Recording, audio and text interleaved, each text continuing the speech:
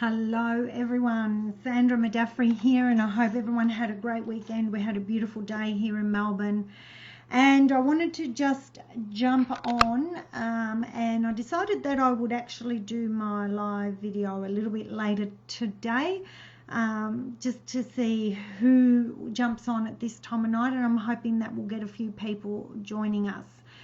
So I'm continuing my series on emotional intelligence, and part 3, which is all about motivation and resilience. So part 1 is about self-awareness, very, very, very important. Part 2 has been about self-management. Good evening, Kylie, nice to see you on here. And today I'm going to do part 3, which is about motivation and resilience. If you're wanting to watch part 1, 2 and 2, please jump on my YouTube channel because they're there and you can see the videos. So let's have a quick chat about what the third pillar of emotional intelligence is all about. So remembering emotional intelligence is about being aware of your emotional state rather than the intellectual state, which is the normal intelligence that we learn about, that we go to school to learn and stuff like that. So first I want to start with what is motivation. Motivation and emotions are very, very intrinsically tied together. So motivation is about taking action, okay? It's about you know, setting a task and then taking action, feeling great about it and going ahead and doing it. Now, why do I say that motivations and emotions are very intrinsically tied together? Because if you're feeling sad, if you're feeling angry, if you're not happy about something, if you're you know, feeling down in the dumps, you're going to be less likely to be motivated. So although motivation is a state, it is intrinsically tied to how you feel. So again, these 5 pillars of emotional intelligence do not work separately, they work together. So it's important that you become aware of the whole 5, and as I said, I'm hoping to do 4 and 5 over the next couple of days, and 1 and 2 have already been done. So it's really important for you when it comes to looking at motivation to become self-aware of when you don't have motivation. Hi Taryn, how you going?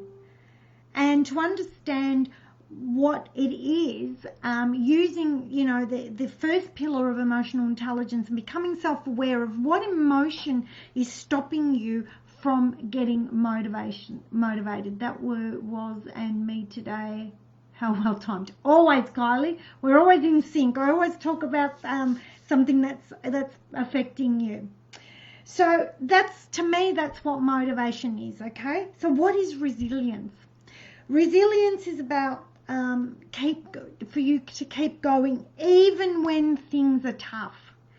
So guys, you can see that this pillar of emotional intelligence is very timely at the moment, because right now, like never before, we have all had to have a look and be resilient at our resilience, and to become resilient, because it's so important at the moment that we're motivated, that we're aware of our emotions, so that we stay motivated. Understanding yourself and managing, hi Laurelie, understanding yourself and managing your emotions at the moment are so important to keep you motivated, to keep you getting up out of bed, and to keep you resilient in this really difficult time. Now, I put a post on Facebook, I think it was on Saturday, talking about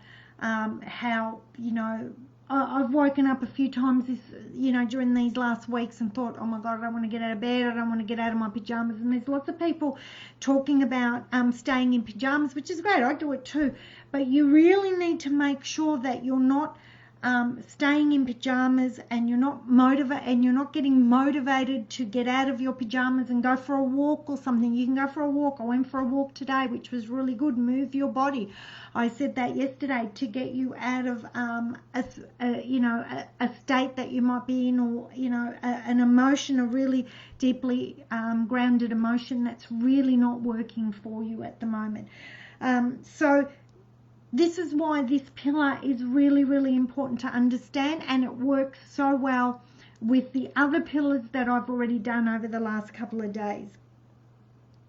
So why do we lose our motivation? Why do we lose our ability to stay resilient? When you live a life that is not true to you, when you live a life that is not aligned with your values, and I spoke about values the other day, values are what is important to you, you lose your motivation. Why would you want to do something? Why would you want to strive for something that you have no passion about and that has no importance to you? So one of the first things that you have to look at when it comes to motivation and resilience is that you need to examine your values, or what is important to you. So if you are, I'm going to give you some tips soon and some steps and things to do to get yourself motivated and to become more resilient, because if you're motivated, if you're working towards something that you're really passionate about, that really aligns with your values, that you really love doing, you will have resilience. So in this time of the coronavirus crisis, what motivates you to get through this time? This is how I want you to think about it. What is important to you? Is it important to you that you and your whole family come out the other end healthy? What is it that's important to you to get through this, and to remember that and to focus on that, because that is what will give you the resilience to keep going. So it's really important that you understand that you need to, regardless of what people are saying on the news, regardless of what other people are saying, you need to find your own focus, and you need to find what is going to motivate you enough. What is your passion? What is one of the most important things that is happening for you that you want to get out, to come out with on the other side? And that is what will keep you going. That's what will keep you resilient when things get really tough. So you need to have a look at what is your passion here. So really go back to the first pillar of emotional intelligence, which is the self-awareness, and become aware of what is it that is your passion. What is it that's really driving you to get through to the other end, rather than focusing on all the doom and gloom? And there's so much of that. Have a look at what you want. We're going to talk a little bit more about this on the other end, because that's what keeps you motivated. So step 1 to emotional intelligence, pillar number 3, motivation and resilience, is to really work out what do you want in life. Okay, and here's a couple of questions. I'm grateful to have the time to spend with my kids and to have time to work on my business without distractions. Fantastic, Megan, that's great. And gratefulness is amazing, and the more grateful you are, the more grateful you will, the more things to be grateful about you are. But what I want you to look at, Megan, and everyone else, is how do you want to come out of this? What do you want your life to look like at the other end? Because that will keep you motivated when things get tough. Okay, so here is a couple of questions that you can ask yourself to figure out what is your passion in life, what's really going to motivate you, and what's going to motivate you in life moving forward. How do you want your life to be? What changes can you make? I mean, if nothing else, this crisis has made us all step back and have a look and evaluate our lives. So I don't want to just talk about motivation and resilience just now. I want you to talk about motivation and resilience beyond. That's one of my focuses now, is beyond the crisis. And a couple of the questions that you can ask yourself to make sure that you are aligned with what you're doing, to make sure that you're aligned with your purpose in life, to be aligned with your passion in life, so that you stay motivated, and when things are tough like they are now, you can stay resilient. Is what would you do if you couldn't fail? What would you do if you couldn't fail? Ask yourself that. If you knew that you could not fail, what is the one thing that you would do? And the other one is, what would you do if you didn't need money?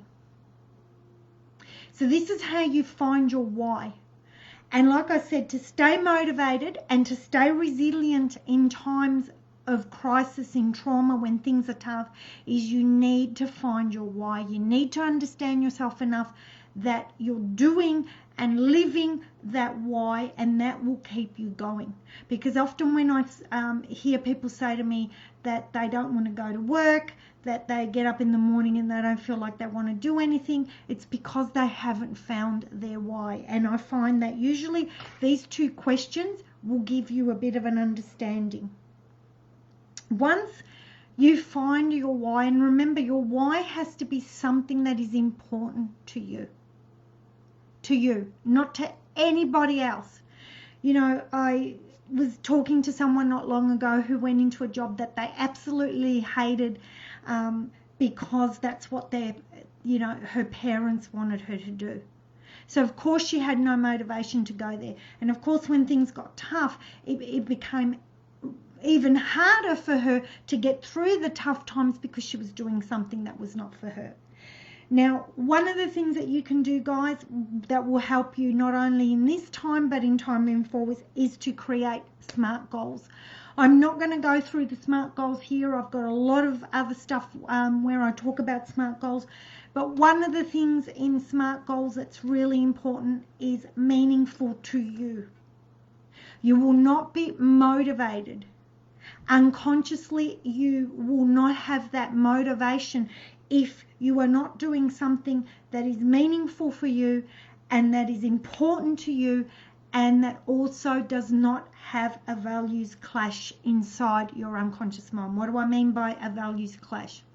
This is something that I tend to find with clients, mums especially, who want to start their own business, and they begin to have an internal value clash between wanting to start their own business and wanting to have time with their kids. And so they think that their kids are important to them and they don't want to miss valuable time with them, but their business is important to them, and then they begin to have a value clash and nothing happens and nothing works. So you need to really begin to understand yourself here, create some SMART goals, and they are the two most important things that you have to do. Is you have to make sure that these goals are meaningful to you and nobody else, and also it's important to you. Okay? And once you have created that goal, you need to really make sure that you see, hear, feel what it's going to be like at the other end. So this is why I keep saying to keep yourself motivated. This is basically your why. And you should always have a vision board, or, you know, if you're a person that procrastinates, that can't stay motivated, have a vision board, have a vision statement that reminds you constantly of why you're doing what you're doing. And I do that every day, guys. When I jump on here and do these lives, I do them. I have my vision. I know what I want to do. I know what I want to create. I know how much passion I have to help other people, and that's what keeps me going. Even when I do these videos and I don't want to jump on, like at the moment, grey hairs and everything happening because we can't go to the hairdressers, but I still jump on and I do them and don't worry about it, because my passion to help others is bigger than that. Okay? So here's some other questions that you can ask yourself to figure out how to stay motivated and how to become resilient. One of these is, what will it feel like when you achieve your goal? What's it going to feel like? The unconscious mind is a realm of your emotions. It's the realm of your kinesthetic feelings. So if you can, think of your goal and then feel it in your body, the unconscious mind gets a real taste for it and it wants to strive for that. Okay? The other thing that you can ask yourself to find that why, to keep you motivated. Why am I doing this? Why do you do what you do? And I just spoke a little bit about mine. Why do you do what you do? And write that out. Write that out. Journal it out. Put it up on a board, wherever you want. Write that out. The next question is, who are you doing this for? Really important. And remember, guys, if you're not doing this for you, if this is not giving you something, for me, giving back fulfills my core need, number 6, which is contribution. So, and it also fulfills a couple of the other ones as well, but mainly it fulfills my core need of contribution. If you're still procrastinating, or if you're still, you're faced with a really hard challenge and you're still not finding that motivation or that resilience to keep going, ask yourself, what's stopping you right now? What is stopping you right now from achieving what you want to achieve? Okay? And once you know that, ask yourself, is it true? Is it true? Because a lot of the times, these things that we believe are stopping ourselves are in our head. Now, at the moment, I can't run workshops here because we're in self-isolation. Okay, and I can't have more than me and another person in a room. So that is true. Okay, that is true. So tomorrow night I'm running my meditation online. But a lot of the times, some of the excuses that we come up with are not real. So ask yourself, is this real? Is this true? Okay, and what you want to be doing is getting yourself into a problem solving type of scenario when it comes to becoming motivated and resilient. And the first 2 pillars, especially that first one of self-awareness, will give you the answers to these questions and will get you to understand why you're procrastinating and why you can't find the resilience that you need to get through. And guys, again, I can't stress enough how much resilient we all need to be at this time. So if you're struggling, ask yourself some of these questions and find out. And if you're still not getting there, the next thing to ask yourself is, what's the problem? And be really honest with yourselves. What is the real problem? And then ask yourself, why is that happening? Go underneath it. What's the problem? But often when I get clients, they come to me with a very surface level problem. And then when I question them, we get to the real cause of the problem. So once you come up with what the problem is, and it could be something like, I can't jump on Facebook, and do live videos, and because I'm shy. And then when you ask yourself, okay, so what's underneath that shyness? And I don't think I look right, and what's underneath that, until you get to the core problem. And the core problem could be that you don't think you're smart enough, that you don't think you're worth it. And these are the reasons why sometimes we actually procrastinate and we can't find our inner resilience. Because let me tell you guys, you are all resilient. So it's stories that we tell ourselves that stop us from getting to where we want to be. So I hope this has helped everyone that's watched tonight. Again, I'm on 2 places. I am going to put this up on my, it's going to be up on my Facebook, on my page here, and on this video it's going to be on my personal profile, but I'm also going to put it up on my YouTube channel. And if you're wanting to see parts 1 and 2, please jump on the YouTube channel, Sandra Madafferi, and you can see part 1 and 2, and now we'll load up part 3 tonight. And guys, I also wanted to invite you all, this Sunday night I have a webinar, how to corona-proof your finances and beyond. Like I said, I am now looking beyond this here and putting my focus. Pleasure, Laurelie. Pleasure. I'm glad it's helped you. So I'm going to put it up on YouTube. So if you didn't quite get the questions, please rewatch it and get the questions. But like I was saying, this Sunday night, how to corona-proof your finances and beyond. So it's just going to, I'm going to show you the tips that I have used in the last 7 years to be able to go through, although, you know, there was no corona crisis 7 years ago, I went through my own crisis of which there was no help. And I want to just run through the 7 steps that I took to get myself to where I needed to be. So please join me if you're wanting to know. The link, it's all over the place, but please reach out to either me or Kylie Crawford. One of us will be able to give you the link to register for that webinar, where I hope to give you what I often call my condensed version of what I lived for 7 years. So have a great night tonight, guys. I am going to jump on a webinar very soon with my students, and after that I hope to be back with some live tarot.